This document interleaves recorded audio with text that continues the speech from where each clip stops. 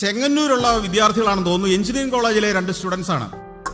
ഇവര് എന്നെ വിളിച്ചിട്ട് പറഞ്ഞു, സാറിനെ കാണാൻ ഞാൻ വരികയാണ്, ഞങ്ങൾ 2 പേര് വരികയാണ്. ഞാൻ ചോദിച്ചു, എന്താണ് വിശേഷം?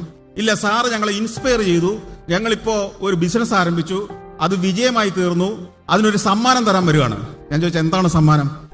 സാറേ, ഒരു 5 കിലോ കരിമീനാണ്. 5 കിലോ കരിമീൻ സമ്മാനമായിട്ട് കൊണ്ടുവരുന്ന ആദ്യത്തെ ഒരു കഥയാ. ഞാൻ പറഞ്ഞു, ഇപ്പൊ ഏതായാലും കൊണ്ടുവരണ്ട, ഇത് ഈ ഒരു കുറച്ചു നാൾ മുമ്പാ. ഞങ്ങള് ഈ ഞാൻ സർവ്വനിഷേധിയാണെന്നൊക്കെ ആളുകൾ പറയാറുണ്ടെങ്കിലും ഞാൻ അങ്ങനെയൊന്നുമല്ല.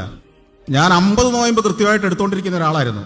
ആ സമയത്താണ് ഈ മീനും കൊണ്ടുവരുന്നത്. ഞാൻ പറഞ്ഞു, ഞങ്ങളുടെ വീട്ടിലാരും ഈ സമയത്ത് മീൻ കൂട്ടാറില്ല, അതുകൊണ്ട് ഇപ്പൊ വേണ്ട, പിന്നെ നമുക്ക് കാണാം. എന്താണെന്നറിയാവോ, എഞ്ചിനീയറിംഗ് കോളേജിൽ നിന്ന് ഈ പഠിക്കുന്ന കുട്ടികള് ഞാൻ ഏതോ ഒരു കാര്യം എവിടെയോ പറഞ്ഞത് സോഷ്യൽ മീഡിയയിലൂടെ കേട്ട് അവര് പഠനത്തിനിടയിൽ ഒരു ബിസിനസ് ആരംഭിച്ചു.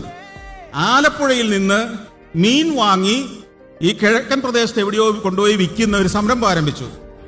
അത് വലിയ വിജയമായി മാറി. ഇനി എഞ്ചിനീയറിംഗ് പഠനം മുന്നോട്ട് പോകണോ, മീൻ കച്ചവടം മുന്നോട്ട് പോകണോ എന്നുള്ള സംശയം മാത്രമേ ഇപ്പോൾ അവർക്കുള്ളൂ. വൻ വിജയമായി മാറി.